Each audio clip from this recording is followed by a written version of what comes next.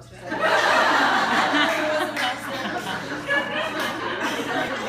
No, this is not so perfectly rehearsed, so I've got some notes for myself. But so basically, I want to say, so far I've fooled around in a yurt, had an intimate discussion of anal sex poolside, felt that I was not nearly femme enough, and overall become a more empowered woman and leader. And that was just Boy Scout camp. Now,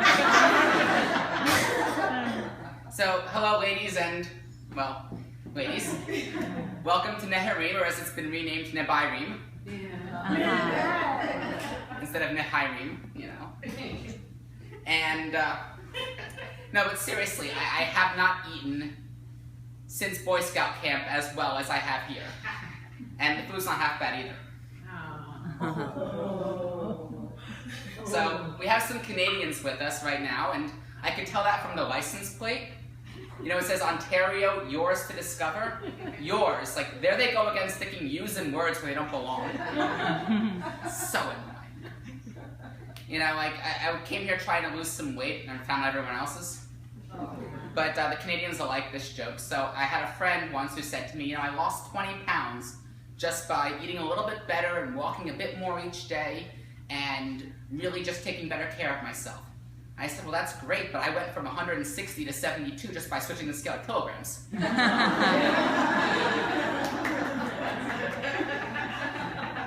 think I'll do that. But I mean, really, with all the knee-high socks and hairy legs uncovering, I can't tell which is which, and I can't tell if I'm still in Boy Scout camp. Let's just say identity confusion. So, as you might already know, I'm probably the only trans girl here. That's not like the Nehirim doesn't have them just at this particular retreat. So I had a strange, both Jewish and female upbringing in a lot of ways. I wasn't raised Orthodox, but Orthodox men fascinated me when I went to those synagogues, because I was able to see them.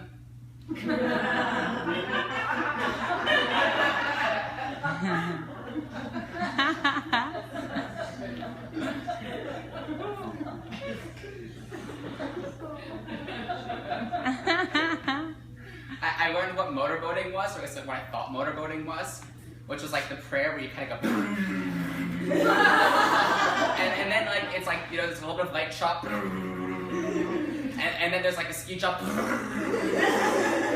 and then low bridge.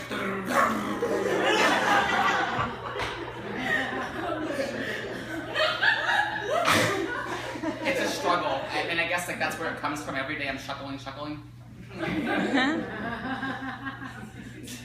So, and then from the Orthodox, very much like that, then there's the modern Orthodox, and I like to call them motos, because then if somebody wants to be but isn't quite, I call them a quasi-moto. If you don't get it, it's okay, the name doesn't ring a bell for everyone. Oh, good one. So, again, back to the trans thing, there was once a man who asked me, what's it like to be a woman now? And seeing as I was a woman now, he answered the question for me. I think the answer was great, but he said I didn't listen anyway, so that's okay. But, God has interesting things with women too, because, God created man because God was lonely. First, God tried animals, and that didn't work for God, and that didn't work for man. So then God created woman, and man was content, and the woman was like, fuzzy bunnies! So the cycle was complete. I was thinking once that actually, I think about food a lot, which is part of the finding everyone else's weight, and I thought, if Adam was a Scotsman, then Eve would have been made of the rib. You gotta think about that. It's a non-kosher joke. So, one of the things I struggle with being a trans woman is that my lesbian coming out story was not as difficult as yours. No, really, the hard thing for me was coming out as trans.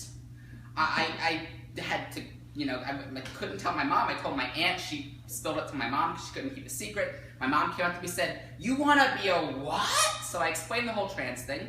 Said to me 3 things in a row. First she said, women don't get paid as much as men. I said, I know that, but that's not the reason for this or anything to do with it. And everyone's going to think you're a freak. Well, I'm glad that came second. Man, but can't you just be gay? Mom, hold that thought.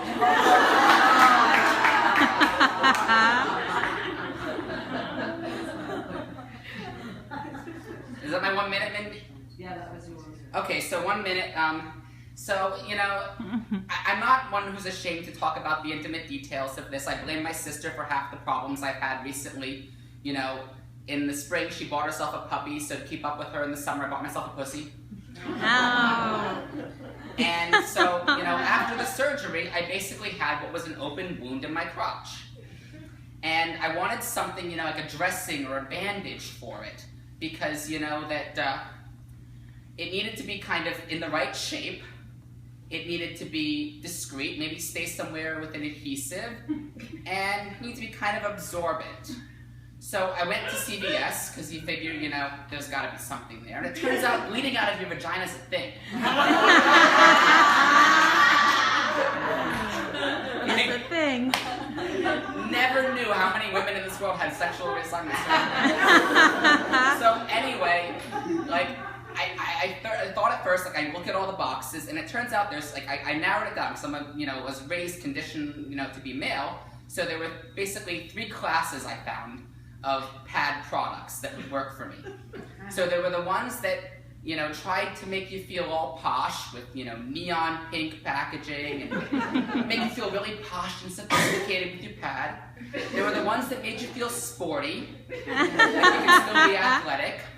And then there were the ones that covered you up like a big old baby. Now, what I realized is in the end, it was a false choice because no matter what you picked, we ended up ginger and scary. Posh, Oh. baby, ginger and scary. Good one.